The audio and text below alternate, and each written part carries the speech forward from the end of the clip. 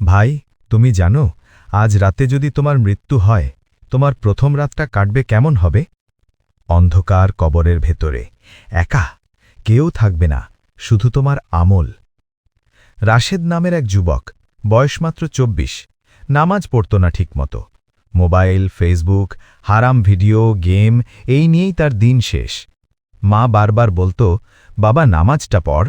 সে হাসত, বলতো, এখন সময় নাই মা, পরে পড়ব। একদিন রাত ২টো, বন্ধুদের সাথে বাইক রেস, হাসি, চিৎকার, গান।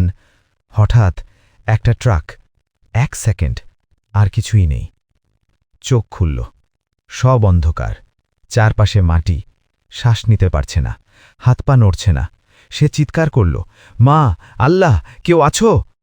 হঠাৎ দুটো ভয়ঙ্কর সত্তা, চোখে আগুনের মতো আলো, কণ্ঠস্বর বজ্রের মতো, তোমার রব কে?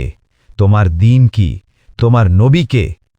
রাশেদের মুখ শুকিয়ে গেল, মাথা কাজ করছে না, জীবনে কখনো ভাবেনি এই প্রশ্ন আসবে। সে বলতে পারল না।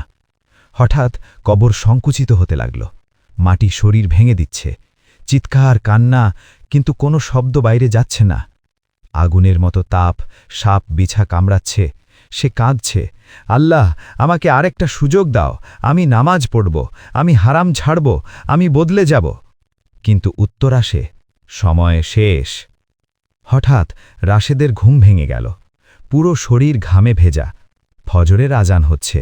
সে কাঁদতে কাঁদতে জায়নামাজে বসে পড়ল, প্রথমবার জীবনে মন থেকে সেজদা করল।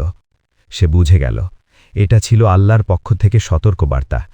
ভাই, রাশেদ এখনো বেঁচে আছে, কিন্তু তুমি জানো না তোমার সুযোগটা কখন শেষ হবে। কবর বাস্তব, আজাব বাস্তব, আর সবচেয়ে বাস্তব, মৃত্যু কোনো নোটিফিকেশন দিয়ে আসে না। আজ যদি তওবা না করো, কাল হয়তো সময়ই থাকবে না।